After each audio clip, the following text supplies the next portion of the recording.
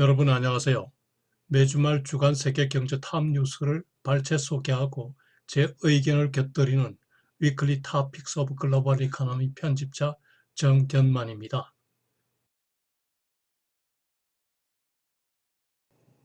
네, 8월 11일 위클리 토픽스 오브 글로벌 이코노미 진행하겠습니다. 오늘은 세 건의 뉴스를 발췌하였습니다. 오늘의 토픽은 UK economy shrinks for the first time since 2012, 즉 영국 경제가 2분기 중에 2012년 이래 처음으로 마이너스 성장, 역성장을 하였다는 BBC 뉴스 보도입니다. 오늘 두 번째 뉴스는 India's central bank cuts rates to 9-year low as economy stumbles, 즉 인도 중앙은행인 Reserve Bank of India가 경기 부양을 위해 올해 네 번째로 기준금리를 내림으로써 9년 내 최저금리가 되었다는 CNN 보도 내용입니다. 세 번째 뉴스는 Huawei unveils Harmony Operating System, won't ditch Android for smartphones, 즉 중국의 후아웨이사가 구글의 스마트폰 오퍼레이팅 시스템인 안드로이드의 수입이 막히게 됨에 따라 자사가 직접 개발한 오퍼레이팅 시스템인 하모니 OS를 웹개발자 컨퍼런스에 공개하였다는 로이터 통신 보도입니다. 네, 오늘의 토픽 UK economy shrinks for the first time since 2012 살펴보죠. 영국 경제가 2분기 중에 0.2% 역성장하였습니다. 이는 2012년 4분기 이래 처음이라고 하는군요. 제조업 생산과 건설업이 부진했고, 그리고 전통적으로 영국 경제에 많이 기여했던 서비스업도 비진했다고 하는군요. 자비드 재무장관은 I'm not expecting a recession at all 이라면서 리세션, 즉 2분기 연속 역성장은 결코 없을 것이라고 주장하네요. 그런데 영국 경제는 1분기 중에는 0.5%의 아주 양호한 성적을 나타냈는데 그 요인은 제조업체, 특히 자동차 업체 등이 당초 브렉시트 데드라인인 3월 29일을 앞두고 미리 생산 및 재고를 대폭 확충한 결과라고 하는군요. 이처럼 1분기에 브렉시트에 대비한 컨틴전시 플랜에 의해서 자동차 등을 대량 생산한 제조업체들이 과다 재고로 인해서 이제 2분기에는 생산을 축소할 수밖에 없었던 거죠. 이처럼 영국 경제는 브렉시트 언서턴티 그리고 세계 경제 침체 여파로 기업 투자와 소비 심리 위축이 계속 불가피할 수밖에 없다는 생각이 드네요. 게다가 신임 보리스 존슨 수장이 취임한 이래 노딜 브렉시트 가능성이 더욱 높아지고 있습니다. 기업 입장에서는 최악의 선택이죠.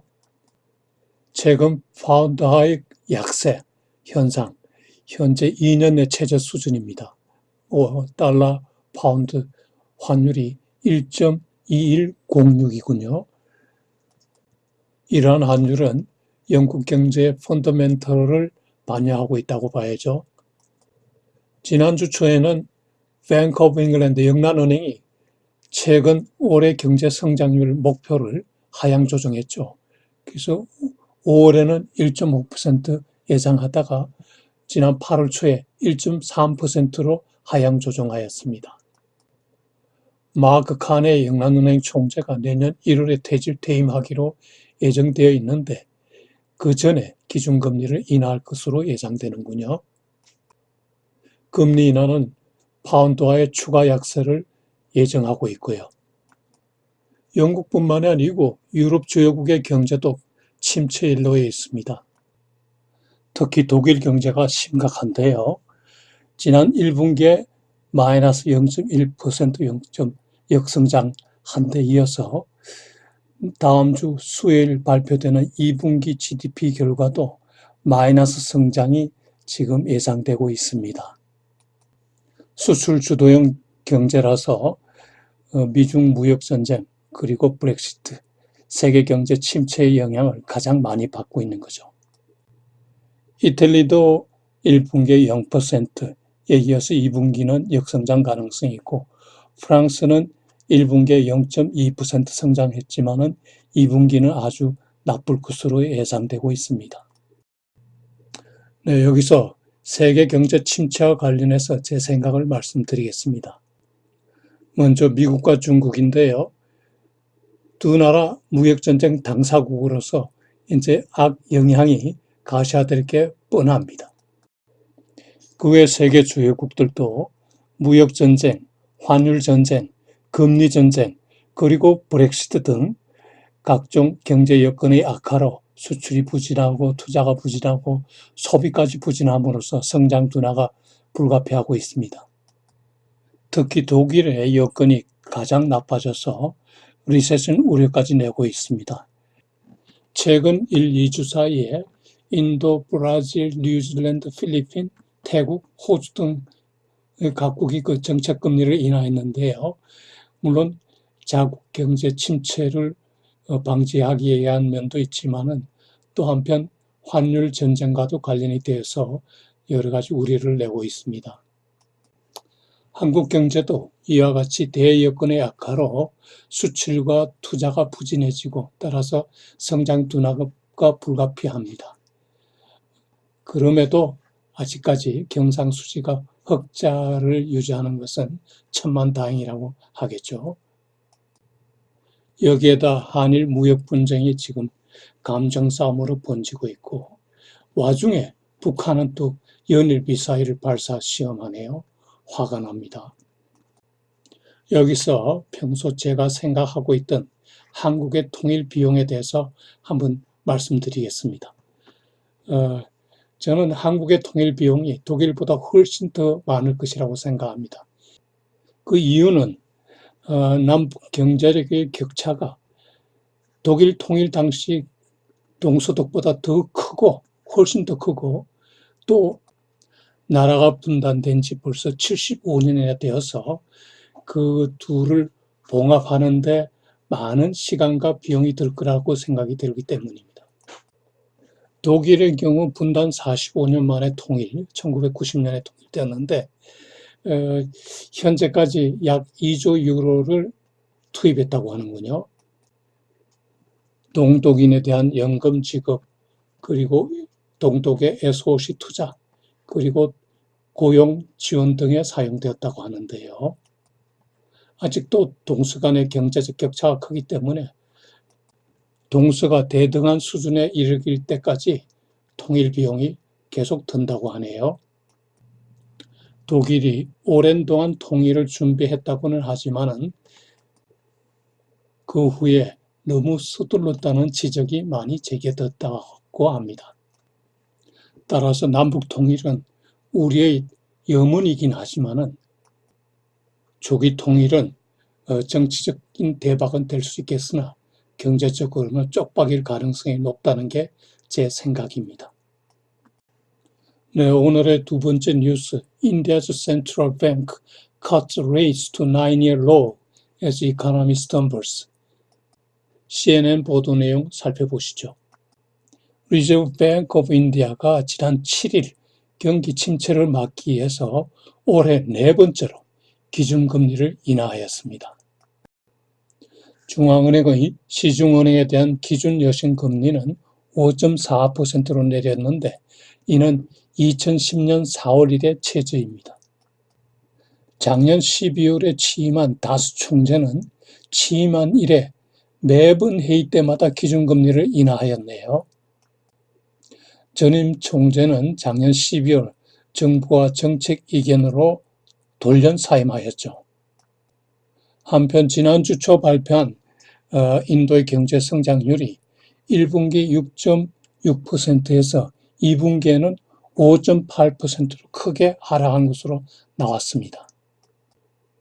5.8% 성장은 2014년 이래 최저이고 1년 만에 중국의 성장률보다 낮아진 성장률을 나타낸 것입니다. 인도 경제의 당면 과제는 작년에 발생한 경색 사태, 그리고 최근 총선으로 인한 소비 둔화 문제, 여기에다 세계 경제 침체로 인한 예수 둔화 문제를 모두 극복해야 되는데 중앙은행의 통화 정책이 명백하게 경기 부양적으로 바뀌게 되는 계기가 된 거죠. 이에 따라 인도 중앙은행은 차기 정책이 10월에 있을 정책회의에서 다시 한번 금리를 인하할 가능성이 높다고 하는군요. 그런데 전임 총재가 작년 12월에 전격 사임한 것은 중앙은행의 독립성을 훼손하는 문제로 얘기되는군요. 중앙은행의 설립 목적은 대체로 물가 안정을 통한 경제 성장입니다. 따라서 물가 안정에 정책 우선순위를 두는 경우가 많죠. 실제로 전임 인도은행 총재는 인도의 물가를 잡는 데 큰 기여를 했어요. 인도 소비자 물가를 보면은 2013년에 9.9%나 상승하였습니다. 그 다음에는 6.6%, 그리고 4.9%, 4.9%, 3.3% 이렇게 쭉 내려왔죠. 올해 6월의 작년 동기 대비 물가 상승률은 4.9%로 올랐어요. 올해 들어 4번이나 금리를 인하하는 등 통화 완화적 정책이 물가 상승에 기여하였다고도 볼 수 있겠죠. 인도 경제가 물가도 다시 안정화시키면서 경제 성장을 이루어가기를 기원합니다. 네, 오늘의 세 번째 뉴스. Huawei unveils Harmony operating system won't ditch Android for smartphones. 로이터 통신의 보도 내용입니다. 지난 금요일 후아웨이 테크놀로지사는 자체 개발한 스마트폰 운영 시스템 하모니 오퍼레이팅 시스템을 공개하였습니다. 후아웨이사는 하모니 OS가 구글의 안드로이드나 애플의 iOS와는 완전히 다른 운영체제라고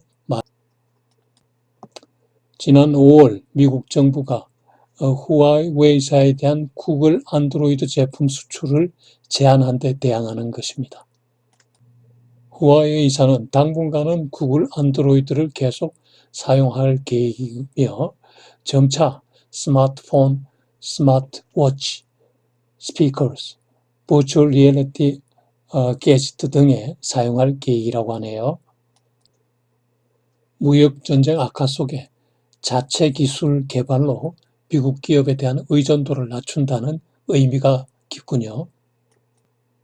때마침 지난 금요일 트럼프 대통령이 후아웨이사에 대한 미국 기술 제품 수출 승인을 보류하겠다고 밝혔는데 이거와 또 연결되네요.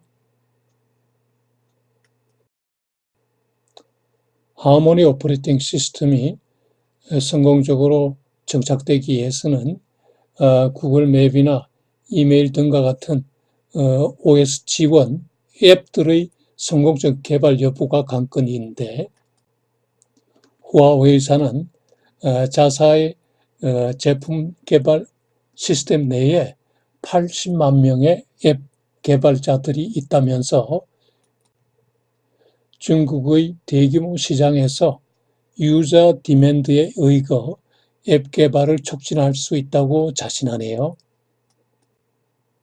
후아웨이사는 개발자에 대한 지원책으로 하모니 OS에 탑재되는 개발자 앱에 대한 수수료, 인테이크 피라고 하는군요. 그 수수료를 수익금의 10 내지 15%로 낮출 계획이라고 하네요. 현재 구글과 애플은 앱스토어 수입액의 30%를 수수료로 징수하고 있습니다. 그리고 후아웨이는 개발자를 위해서 총 $1 빌리언 투자할 계획이라고 하네요. 이 10억 불의 80%는 해외 개발자에게 지원할 계획이라고도 하고요. 하모니 오퍼레이팅 시스템이 정착되는 데는 5년이 소요될 것으로 예상하는데 우선 당장 지난 10일부터 스마트 스크린 TV 제품은 OS를 탑재해서 출시했고 이후 2022년까지 단계적으로 다른 제품에 적용할 계획이라고 하네요. 근데 과거 삼성전자가 그 오퍼레이팅 시스템을 선배한 적이 있죠.